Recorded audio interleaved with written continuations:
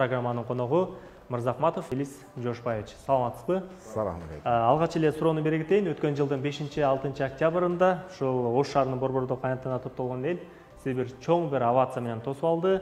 Ошол сиздин келишиңиз менен аянтта топтолгон эл сөзүңүздү угуп тынч тарап кетти. Ошол учурда Ош шаарынын мэри Талайбек Сарыбашев өзүнүн кызматын бир күн алдырып да койду. Ошондо Ош мэрин кайрадан кызматка коюп, жана ошондой элди тынчтууга чоң салымыңызды коштуңуз.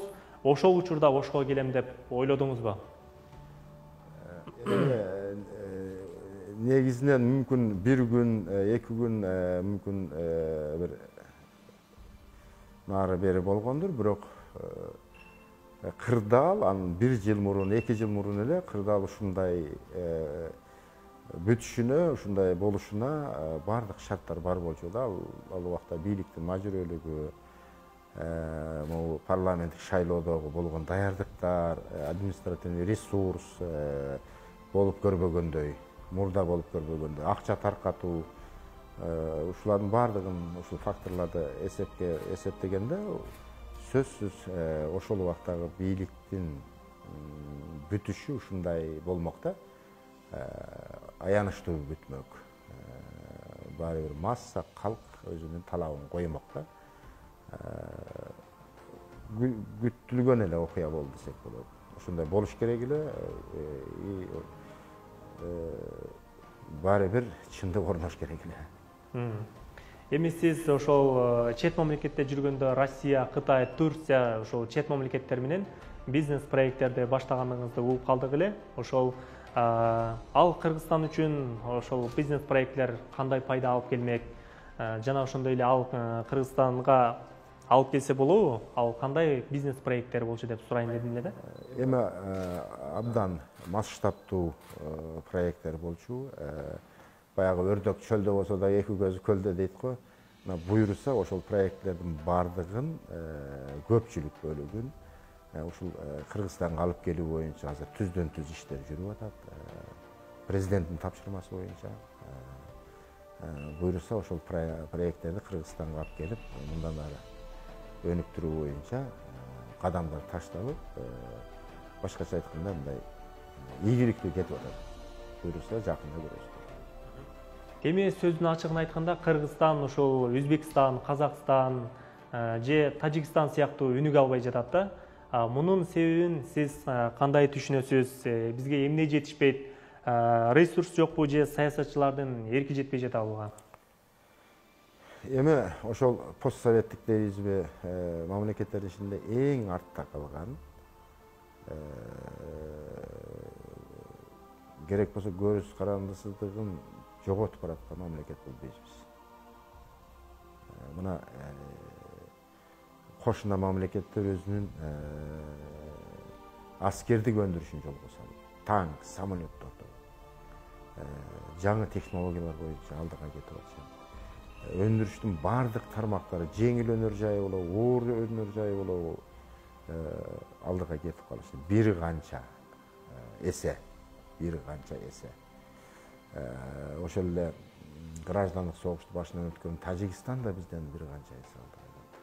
Эми bunday шарт биздеги ынтымактын жоктугу. Чыккынчылардын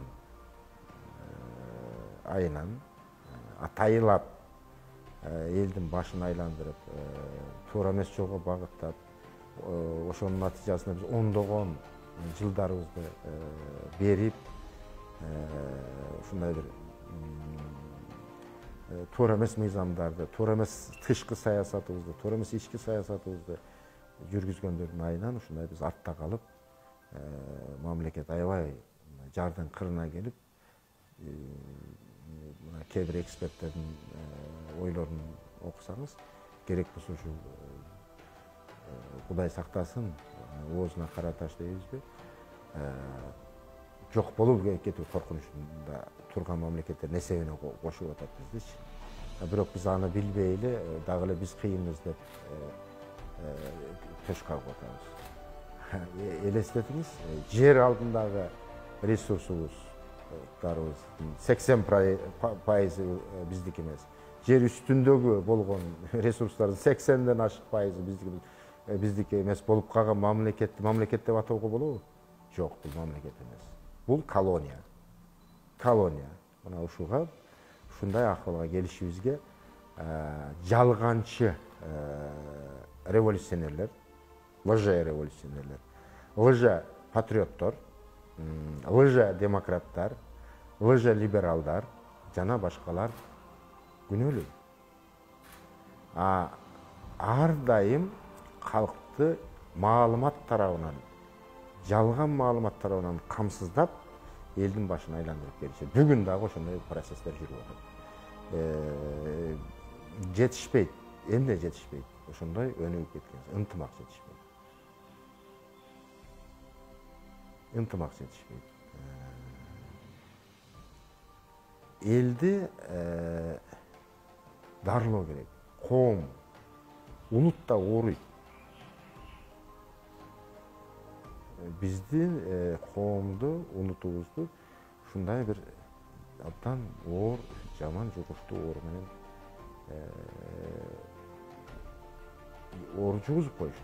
Эми ушуну дарылашыбыз керек. Туура сүйлөп, туура багытка бөлүп, мамлекетти курап чыгыш керек. Кайрадан ал уже мамлекетибиз бар деген нерсе сөлөкөтүбүз гана. Ичибиз көңдөй болуп калды. Ушуга жеткилик. Мени ким кандай деп сындаса сындасын, мен цифралар менен жана башкалар менен ошо кимиси менен болсо дебатка чыгып ушуну тактап бергенге мына өлкөдө кымбатчылык күн санап өсүүдө. Ушул массалык жумуш ордуктары ушул мезгилге чейин түзүлгөн жок, миграциялык агым токтогон жок. Ошондой эле завод, фабрикалар бизде таптакыр алгылыктуу салынган жок. Ушул тапта эл саясат менен гана алектенип калды. Ушундай кыйын кырдаалда биздин экономикабызды ким ойлойт? Биздин экономиканы көтөрүш үчүн кандай кадамдарга барышыбыз керек? Сиздин ушул жеке оюңуз. Иним экономиканы жалгыз гана президент же премьер-министр же депутат, парламент ойлобош керек. Экономиканы ар бир жаран ойлонуш керек. Мына байкасаңыз соцсеттерде кымбатчылык болуп атат деп диванда отуруп жазып коюп, бийликти сөгүп коюп отурушат. Же болбосо өмүрүндө талай эмнекенин, эгин эмнекенин билбегендер митингге чыгып атышат. Кымбатчылык болуп атат деп. Сөзсүз болот. Мына ушул каатчылык, мына менин жеке баамымда бир 10 жылга созулат. Себеби дүнүйөлүк. Дүйнөнүн эң өнүккөн өлкөлөрүндө дагы ушундай кымбатчылык болуп атат. Мен кече эле дүйнөнүн теңин кыдырып келдим. Кымбатчылык бардык жерде. Эгин экпесек, айдоо айдабасак, анан баардыгыбыз Facebook'та жатып алып, бийликти сөгүп отурсак, мына азыр жазгы талаа жумушу башталды. 100 миңдеген гектар жер кысыр жатат. Ондогон жылдар бою иштетилбей, ээсин күтүп жатат. Мына ошого айтайын, бул кээ бирөөлөр, мен мына калыс сөзүм айтып атам. Кээ бирөөлөр айтышы мүмкүн да, бул кандайдыр бир топтун же бийликтин лоббисин жасап атат, сөзүн сүйлөп атат. Жок. Өзүң эмне кылдың? Мына быйыл сиз 1 гектар жерге буудай эктиңизби? Жок. Айылга барыңыз, сиздин үлүш жериңиз турат. Кошунаңыздан же абаңыздан барып сураңыз, канча жылдан бери иштетилди? Бер жагы 20 жыл иштетилген бери иштетилген. Мына оштун чекесине эле чыгыңыз. Адырлар 30 жылдан бери эгин эгиле элек. Анан эми кимдир бирөө немец же япон же түрк келип биздин жерибизди айдап бербейт. Ошондуктан ошол идеологиялык оору, коом, улут ооруп калды деген ушул. Эмгектен качып калдык. Эмгектенгенде туура сүйлөгөндү биз четке кагып калдык. Наоборот, бир жерге барып отуруп алып, терибизди тескери сыйрып, коррупция менен байып, ар шайлоодо ар жаңы келген бийликтин колтугуна кире качкандарды биз эл уулу деп атабыз. Баатыр деп атабыз. Эл багар деп атабыз. Туурасын сүйлөгөн. Эмгектенгенде биз изгой. Керек болсо бул айнып калган окшойт дегенге чейин жетип. Мына ошондой оорлуу коомдо чындыкты айтыштын өзү коркунучтуу. Сен да изгой болуп каласың. Ошондон каатчылык болот. Көпкө уланат. Бул дүнүйөлүк процесс болуп жатат. Ага Эшматтын, Ташматтын, же болбосо президенттин, Ташиевдин, же болбосо Жапаровдун күнөөсү жок. Бирок болгон антикризисный чараларды көрүш керек. Бирок эл дагы, коом дагы өзүнүн аракетин жасаш керек.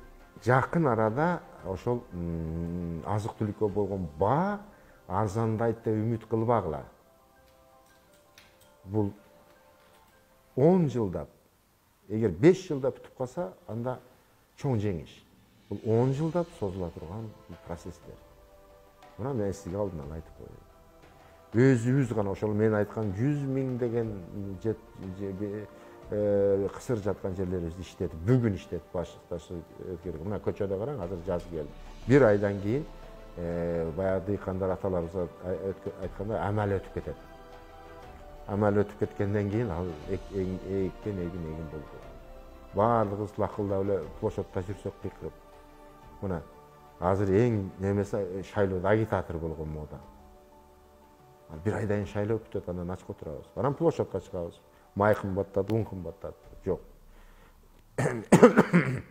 Мен үндөп кетет элем. Ары бирибиз бүгүн жеке чарба менен күрөшүшүбүз керек. Жеке чарбабызды өнүктүрүүгө аракет кылышыбыз керек.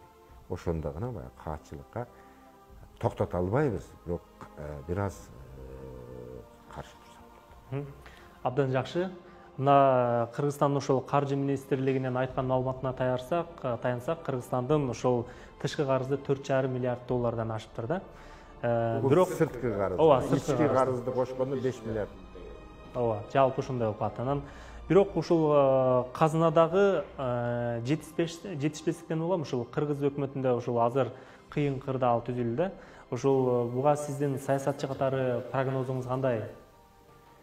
Эми жеке өзүн мындай пиарит этиш үчүн булар карызды ала берген эң баягы кыйын шарттарда ала беришкен. Мына ушул жылдан баштап ошо тышкы карыздарды төлөөгө эле биздин көптөгөн бюджеттен акча кетет. Өсүп отурат. Ушул 10 жылдыкта абдан пик 2026-27 эң жогорку деңгээлге жетет. Анан эң негизгиси ошо сырттан алынган карыздар максатсыз жумшалган. Мен ошол убакта мына архивди көтөрсөңөр, мына альтернативная дорога деген букасыйдик кылып кечиресиңер, куруп аткан. Бүгүнкү международный стандартка да туура келбейт ал. Эч кандай теосу жок. Эгер болсо ал туура эмес, жалган тео, миллиарддаган долларларды алып ушуну куруштун кереги жок болчу. Башкача айтканда, дүнүйөлүк процесстер, каатчылык деп атпайсызбы, финансылык, кризис, азык-түлүк каатчылык, булар алдын ала прогноздолот. 10 жыл, 5 жыл алдын ала. Ошол эле 10 жыл, 5 жыл алдын ала чаралар көрүлөт, экономдолуп башталат. Жок, өмүрүндө бир эл чарбасы эмне экенин билбегендер бийликке келип, мына бүгүнкү тас кейпибизди кийип отурабыз. Бул көбөйөт, азайбайт, сырткы карызды төлөөнүн проценти, пайызы үстөгү өсүп отурат. Быйыл башталды. Жылдан жылга өсүп, мойнубузга жүк түшө берет. Мына азыр бийликке жаштар келсин, иллюстрация болсун деп жатабыз, бирок тажрыйбасы аз, чарбаны түшүнбөгөн адамдар өлкөнү арка тартып кетпейби? Себеби биз жаштар олтурган мекемелердеги абалды өзүбүз көрүп, билип, ага жалпы коомчулук күбө болуп жатат. Эмоция, кызуугандуулук, популисттик сезимдерге алдырып жаткан учурлар көп кездешип жатат да. Мен аны байкадым. Жаштар ушунчалык карьерист, мансапқор, карьеристтің қырғызстанда мансапқор. Баяғы приспособленец, шкурник, мына депутат болған жоғарғы кеңеште деп әрекет қылып, болып та отырышады. Еш нәрсені білешпейді. Мыйзам мемлекетіне келген. Көтерген мәселелері примитивный, бытовой. Андан арқаға ақылы, білімі, тәжірибесі да жетпейді. Анан өзіңіз айтқандай, ақырғы жылдарда, ақырғы 10 жылда жаштар келсін деп, жаштарды пайдаланып атышады. Ал жаштар, мына ақырғы жылдарда қайсы жаш барып, қайсы тармақта оңдады. Бардық жерде. Жаштар министрлігіне де барып көрішті. Бардық жерде талқылашты. Сіздер сұқтанған ошол Малайзия, Сингапур, Америка, Япония. Мен дағы бір айтып қойын, ең жаш кадр 55 жаш. 55 жаштағы кадр, мына біздің ең жаш кадрымыз деп сіз менен таныштырады. Мына Байденді қараңыз, жашы қаншада екен. Ең дүниедегі чоң держава, ядролық державаның башына ошоның жаштағы адам келді. Или Малайзияны қараңыз, Қытайды қараңыз. Ошондуктан мен дагы бір айтайын, өткөндө да айткан болчумун. Тонна теория стоит килограмм практики. Ошондон бөдөнөсүн сойсо да касапчы сойсун дегендей, тажрыйба бул алмашкыс нерсе. Тажрыйба алуулар гана барыш керек. Жаштар эгер ошол мамлекеттик кызматта кетем десе, аздан төмөнкү тепкичтен баштап барганы жакшы болот.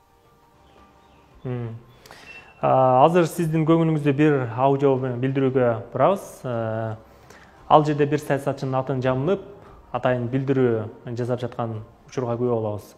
Төбөкө кандайсыз? Рахмат. Сиз бу ден соолуктар. Жүрөбүз? Билесизби мен каяктан кетип атканымды? Жок. Хашиевский команда. Власть. Ертең барам ака. Ошого барып, анан отыруп кеңешти баштайлы. Мына өзүңүз уктуңуз, негизи эле учурда ушул бийликтин атын жамынып, ошондой бийликтин атынан жамынып же белгилүү инсандардын атынан сүйлөгөн адамдар абдан көп болуп жатат, айрыкча шайлоо учурунда. Мына өзүңүз билгендей, жакында Ош шаардык кеңешине да шайлоо өткөнү жатат. Шайлоо таза өтөт деп сиз ишенесизби? Жана ошондой эле шайлоонун таза өтүшүнө жергиликтүү бийлик өзүнүн салымын кошуп, таза өткөрөт деп дегенге бир кепилдик барбы? Мен кече эле Бишкектен келдим. Президентибиз менен жолуктум. Ушу маселелерди талкууладык. Ал тескерисинче күлдү. Мына ушундай элде ушундай пикир калбасын деп өзүнүн мекенчил партиясын шайлоого катыштырган жок. Өзүңүздөр бардыгыңыздар күбөсүздөр. Бишкек шаарындагы шайлоо абдан тынч өтүп атат. Андай жетекчилерди кыйнап, саясий көз карашы менен куугунтуктоо деген Бишкекте жок. Дагы деле биз Ош пример көрсөтүп атабыз да. Билесизби, өткөнкү ошо бузулуп кеткен шайлоодо, ошол революцияга алып кеткен шайлоодо эң ыплас шайлоо эксперттердин, журналисттердин көз карашы боюнча Ошто өткөн. Мына дагы ошол тас кейпибизди кийип баштадык. Эми Кыргызстандын тарыхында атайын кызматтын башында турган адам ГКН-нын председатель партия түзгөн эмес. Бардык президенттердин ордуна. Эч качан генеральный прокурор партия түзгөн эмес. Бирок могу жердеги кыргызча айтканда жетим жүгүрүк деп коебу, ошондойлор ошо кишилердин атын сатып, мына уктум азыр. Элди башын айландырышты атышат. Мүмкүн алар бир нерсени эске албай атат. Так ушундай жасакерленүү, атын сатуу тескери реакция жасашы мүмкүн. Анан административный ресурс аябай колдонулуп атат. Алдын эле айтып коеюн, шайлоо таза өтпөйт.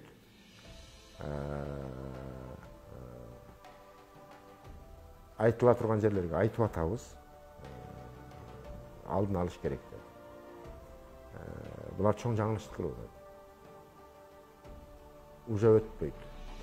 Таза шал өтпөйт. Бишкек менен Оштун айырмасы ат менен тоо дейт. Бишкекте таза өтөт. Ошто таза өтпөйт.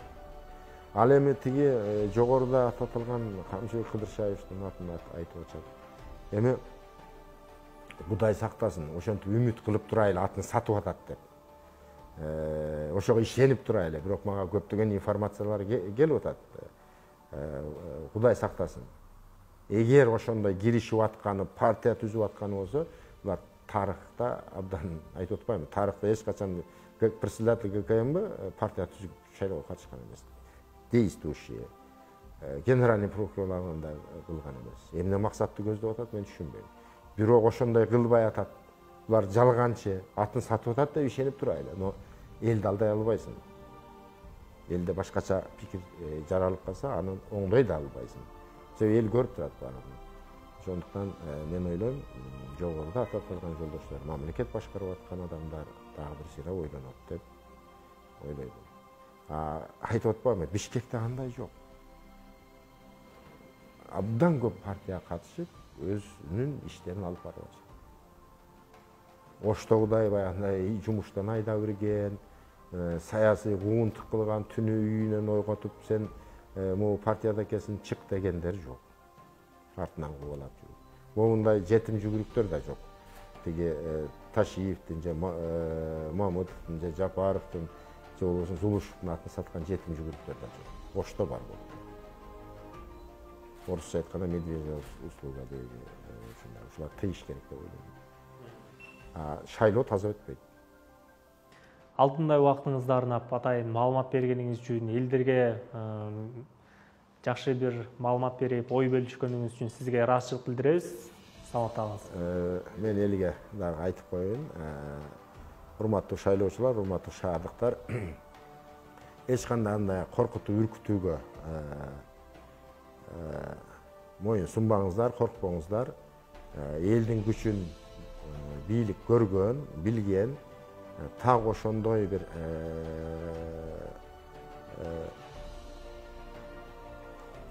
кандай дейбиз, кошоматчы жетекчилердин айынан былтыркы жылы төңкөрүш болгон, революция болду дейбиз, бийлик алмашты. Ушул бизге сабак болуш керек. Эч кандай акчага сатылбаңыздар. Мына көрүп атасыздар, бүт Ошто канча бийлик келсе Кыргызстан тарыхында, ошонун алдына жатып берген, килем болуп төшөлүп берген олигархтарыбыз дагы эле ошол эски таз кейпин кийип, эски өнөрүн жасап атышат. Мен ойлойм, уже убакыт келди, аларды четке кагып кое турган убакыт келди. Өз тандооңуздар өзүңүздөрдүн колуңуздарда, өзүңүздөр каалаган, көңүлүңүздө сүйгөн, ишенген партияны тандап алыңыздар. Бийлик деген бул жергиликтүү бийлик эмес. Президенттин мен позициясын сиздерге билдирдим. Эч кандай эч бир партияны колдобойт. Эгер так маалымат, башкача айтканда факт болсо, тескерисинче президент чара көрөт. Биз аны жеткиребиз. Урматтуу көрүүчүлөр, бүгүн биз программаны жыйынтыктабыз. Бүгүн бизде конокто Мырзахматов Мелис Жошбаевич болду. Биз менен соңку маалыматтардан күзөтүп ар дайым бир болуңуздар. Сунуш пикирлер болсо комментарий калтырып, лайк басууну унутпаңыздар. Саламатта калыңыздар.